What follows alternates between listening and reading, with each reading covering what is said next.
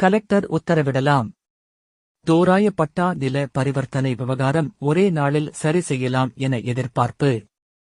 தமிழக அரசு வழங்கியுள்ள தோராய பட்டா மற்றும் வருவாய்த்துறை பதிவேடுகள் அடிப்படையில் தோராய பட்டா பெற்ற உரிமையாளர் அல்லது வாரிசுதாரர்களுக்கு வருவாய்த்துறை மூலமாக சொத்துரிமை சான்று வழங்கலாம். நத்தம் நிலத்துக்கும் ஆன்லைன் சிட்டா வழங்கும் நடைமுறையை அனைத்து தாலுகாவுக்கும் அமல்படுத்தலாம். சொத்துரிமை சான்று கம்ப்யூட்டர் சிட்டா சம்பந்தப்பட்ட பரப்பளவுள்ள நிலம் தனி நபருக்கு சொந்தம், மசூதிக்கு சொந்தமானது அல்ல என்பதை ஊர்ஜிதம் செய்து சொத்து பரிவர்த்தனைக்கு சார்பதிவாளர் அனுமதிக்க வேண்டுமென கலெக்டர் உத்தரவிட வேண்டும். அப்படி செய்தால் மட்டுமே தமிழக அரசு ஏழைகளுக்கு வழங்கிய தோராய பட்டாவுக்கு உரிய மதிப்பு இருக்கும் என்கின்றனர் பொதுமக்கள். தோராய பட்டாவில் உள்ள சொத்துக்களுக்கு சொத்துரிமை சான்று வழங்கி பரிவர்த்தனை செய்ய மாவட்ட நிர்வாகம் வழிவகுக்க வேண்டும் என கோரிக்கை எழுந்துள்ளது. தமிழகம் முழுவதும் மசூதிகளுக்கு சொந்தமான சொத்துக்கள் கடந்த 2 ஆண்டுகளுக்கு முன் கணக்கெடுக்கப்பட்டது. வக்ஃப் வாரியம் சார்பில் சொத்தின் மீது எவ்வித பரிவர்த்தனையும் செய்யக்கூடாது என சார் பதிவாளர்களுக்கு நேரடியாக கடிதம் அனுப்பி வைக்கப்பட்டது. ஆனால் இதுகுறித்து கலெக்டர்களிடம் எவ்வித அனுமதியும் பெறவே இல்லை. இதனால் நத்தம் பட்டா நிலம், கூட்டு பட்டா நிலங்களில் உள்ள சொத்துக்களை பரிவர்த்தனை செய்ய முடியாத நிலை ஏற்பட்டுள்ளது. இவ்வாறு 2 ஆண்டுகளாக உரிமையாளர்கள் அலைந்து திரிந்து கொண்டிருக்கின்றனர். வக்ஃப் வாரியம் மசூதிகளுக்கு சொந்தமான சொத்து விவரத்தை முழுமையாகவும் முறையாகவும் அறிவிக்கவில்லை.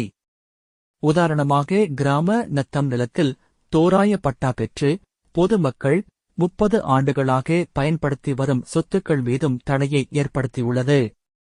நத்தம் நிலத்தை பொறுத்தவரை 3 வகையான கழிச்சு எண்கள் உள்ளன. குறிப்பாக 1992 முதல் 94 வரையிலான காலத்தில்தான் புதிய தோராய பட்டா வழங்கி புதிய கழிச்சு எண் வழங்கப்பட்டது. சொத்து பரிவர்த்தனையில் பழைய மற்றும் புதிய கழிச்சு எண்ணை குறிப்பிட்டு பத்திரம் தயாரித்து வருகின்றனர். அரசு தோராய பட்டாவிலும் பழைய மற்றும் புதிய சர்வே எண்கள் இடம்பெற்றுள்ளன. இருப்பினும் வக்ஃப் வாரியம் அனுப்பிய கடிதத்தில் மங்கலம் மசூதிகளுக்கு சொந்தமான சொத்தின் பழைய எண்ணை மட்டும் குறிப்பிட்டது, புதிய எண்ணை குறிப்பிடவில்லை. அக்ரஹாரப்புத்தூர் ஊர்கட்டு நத்தத்தில் கடந்த 1992 ஆண்டு வரை ஊர் முழுமைக்கும் ஒரே கழிச்சு எண் பயன்பாட்டில் இருந்துள்ளது. அதற்கு பின்னரே தனித்தனி பட்டா வழங்கியுள்ளனர்.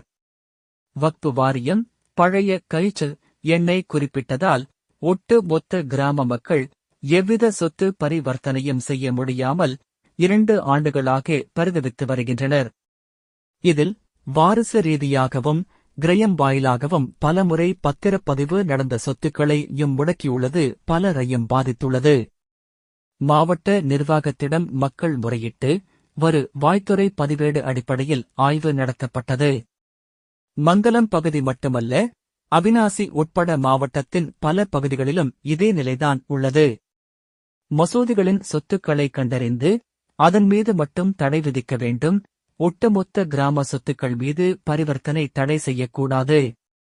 விரைவில் மசூதியின் சொத்துக்களை மட்டும் குறிப்பிட்டு மற்ற சொத்துக்கள் மீதான தடையை நீக்க வேண்டும் என கலெக்டர் கடிதம் அனுப்பியிருந்தார்.